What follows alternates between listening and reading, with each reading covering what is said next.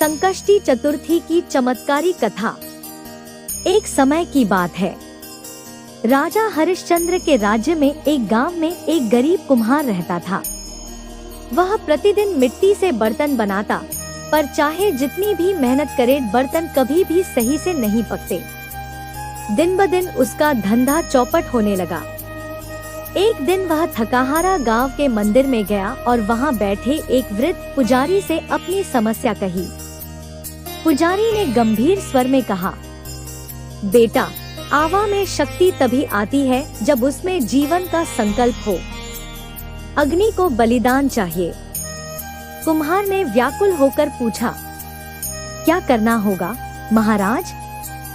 पुजारी ने आंखें मूंदते हुए कहा, यदि तू किसी जीवित बालक को बर्तनों के साथ आवा में रखे तो तेरा आवा जरूर सधेगा।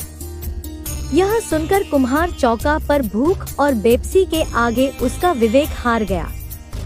अगली सुबह वह गांव के ही एक निर्दोष बालक को बहला फुसलाकर आवा में रखाया। आवा बंद हुआ, अग्नि धधकने लगी।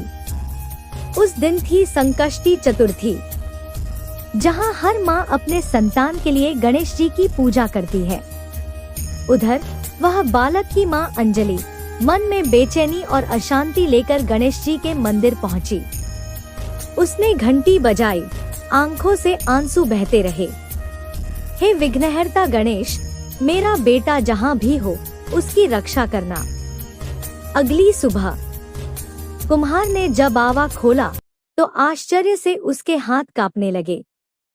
बर्तन तो बिल्कुल सधे हुए, मजबूत और चमकते हुए निकले, और बीचों बीच बैठा था वह बालक, मुस्कुराता हुआ, एक भी बाल न हिला। कुम्हार की आंखें फटी की फटी रह गईं। ये कैसे हो सकता है? डर और अपराध बोध से कांपता कुम्हार सीधा राजा हरिश्चंद्र के दरबार में जा पहुंचा और सारी घटना विस्तार से बता दी। राजा ने तुरंत उस बालक और उसकी मां को दरबार में बुलवाया। दरबार में मां ने गणेश जी की कृपा का बखान करते हुए कहा, हे राजन, संकष्टी चतुर्थी कोई साधारण तिथि नहीं। यह वह दिन है जब स्वयं भगवान गणेश अपने भक्तों के संकट हरते हैं। मैंने उपवास किया, प्रार्थना की, और मेरे बेटे को उन्होंने मृत्यु से लौटा दिया। राजा हरिश्चंद्र की आंखें भर आईं।